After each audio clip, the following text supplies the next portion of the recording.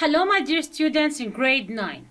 Please listen to the text of Leo, then practice reading and wait for the explanation. 2.18 Reading, an autobiographical extract. I remember the first time I saw Leo. I was just 14 and it was the beginning of my third year at Sun Hill School. It was a freezing cold day and I was hanging around in the coldest corner of the playground, trying not to be noticed, as usual, and feeling miserable. My first 2 years at the school had been disastrous, at least I thought so. I was younger and smaller than the rest of the boys and cleverer than most of them, though I tried not to show it.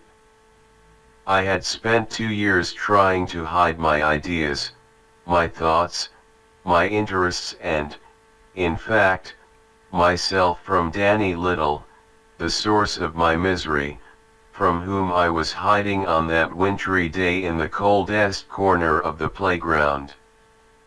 Danny was a tough guy, large and imposing. He bought his clothes in the smartest shops. He got his hair cut in the latest style and it looked good. He was cool. He was a leader, in a way. Most boys didn't like him, but they let him do his own thing because they didn't dare to stop him or didn't know how to. His influence in the class was strong and the atmosphere was intimidating. At the beginning he didn't notice me, but after I came first in class tests a few times and then regularly, I was aware his eye was on me. One day he called to me across the playground. I hesitated in alarm and he didn't like it. It looked like defiance. I'm surprised he didn't recognize fear. He came over with one of his friends and glared at me, demanding respect, but all he got was the trembling glance of a frightened rabbit. He didn't mistake that. I was clearly someone he could use to stay on top. I could see him thinking it all through. He wasn't intelligent, but he was cunning. He got into the habit of making nasty remarks about me within the hearing of other boys. It might be what I was wearing or my old-fashioned school bag that my grandmother had given me. "Hey, Robbie, don't you know what an idiot you look?" he'd say. Or he'd tell everyone how pointless my latest project was. Nobody stood up for me and I didn't stand up for myself. Danny could say what he liked and nobody would contradict him. Although I tried to keep out of his way, he always hunted me down. Whenever I did well, he would be there beside me, cheering and sneering to the amusement of his friends. Although I was the most successful student in the class, nobody looked up to me because Danny didn't. He controlled the way everyone else treated me.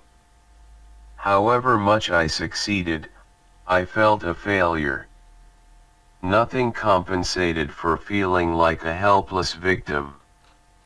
That's how it was when Leo arrived. When I first saw him, he was casually chatting to other boys, friendly and relaxed, looking like he enjoyed life and hadn't a care in the world. He was tall and strongly built. He didn't look as though he could ever be pushed around by someone like Danny, which was interesting, as one of the boys he was talking to was Danny. Danny was laughing. He glanced across the playground at me, and said something to Leo and laughed again. Leo looked in my direction. My heart sank. 2 of them to deal with, I thought. I can't bear it. The bell went for the start of school. I'd have to go in. I'd have to walk past them. I knew what was going to happen. Danny was going to show this new boy how to treat me. He would demonstrate his power to humiliate me in front of everyone. As I came level with them, Danny said, "This is the clown who carries his books in a kid's bag. He belongs in the kindergarten." I felt my throat tighten and the tears start at the back of my eyes. I swallowed hard. I just wanted to get past. Danny was barring my way, waiting for an approving laugh from his new friend. It didn't come. Instead, Leo just said, "Danny says it's your project on display in the hall." I looked at him, waiting for the derisive comment. Leo said, "I've seen it. It's great. Really interesting." That was all. I stared at him. Danny stared at him. Then we all moved silently inside. Leo's arrival had a stunning impact on our class. Not straight away, but little by little, the atmosphere changed. Danny's silly comments in class one day didn't get an admiring laugh from the other boys. One day I noticed that it wasn't just me who was answering questions, but other boys were joining in. I no longer felt ridiculous for producing good work. When Danny tried to assert himself by mocking me, Leo would turn up at my side.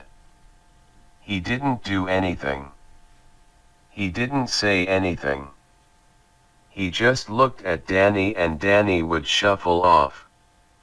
I had thought so many times about what I'd do to Danny if I was bigger. Leo was bigger, but he didn't do any of them. You might have thought that two giants would need to fight it out.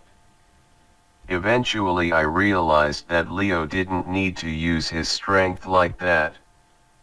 Just being the way he was enough to make Danny back down. Danny had used his strength to intimidate because, deep down, he was afraid that people wouldn't respect him, and because of that, they never had. His power vanished like morning mist.